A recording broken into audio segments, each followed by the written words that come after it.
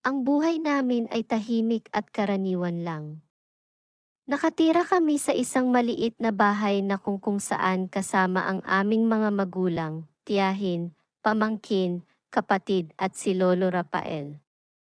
Ang aming tahanan ay simple lamang, ngunit puno ng pagmamahal at kasiyahan dahil sa aming samahan bilang pamilya. Ngunit isang pangyayari ang nagbago sa lahat. Ako nga pala si Silvinia.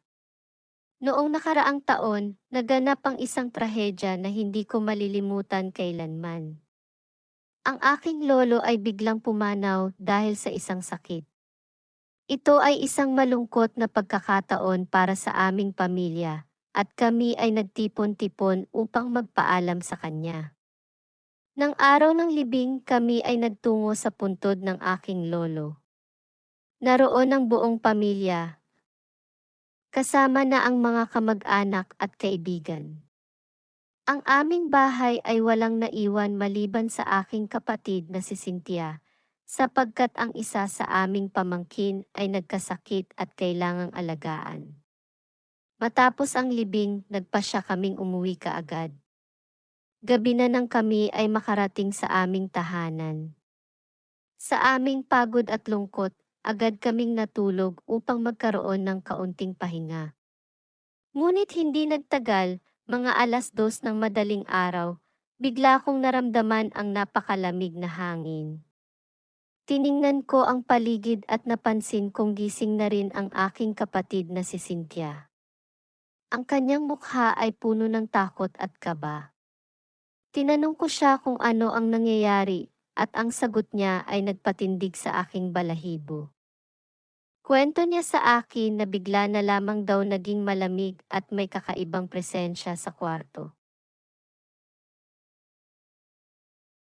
Pagmulat niya ng mata, doon niya nakita ang aming Lolo Rafael na nakatindig sa tabi ng aming kama, nakatingin sa amin ng kapatid ko.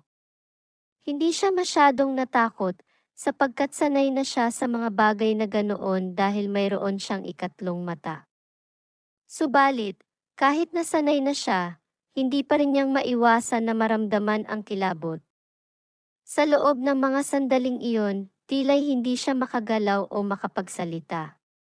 Andun daw ang aking lolo, nakatingin sa amin, hanggang biglang nawala. Ngunit hindi dito nagtatapos ang kanyang kwento. Maya-maya pa, naramdaman niya na may anino na naglalakad sa tabi ng pader. Sa pag-aakala niya na baka kami lang ang naglalakad, ngunit nagtaka siya nang hindi makita ang sino mang tao. Kinabukasan, nagdadalawang isip siya kung sasabihin ba niya ang nakita. Alam niyang matatakot kami, ngunit hindi rin niya kayang itago ang katotohanan. Agad niyang isalaysay sa amin ang kanyang karanasan, at iyon nga, ang kanyang paglalarawan sa damit ng aking lolo ay eksakto sa suot noong araw ng libing. Sa mga sumunod na araw, patuloy kaming nababalot ng takot. Hindi namin malimutan ang ikinuwento niya. Dahil sa takot ng mga sumunod na gabi, nagdesisyon kaming matulog na lamang sa iisang kwarto ng magkakatabi at nakatalukbong lagi ng kumot. Pero hindi naman naulit ang mga pagpaparamdam. Siguro iyon ang paraan ni Lolo para iparamdam ang kanyang huling paalam.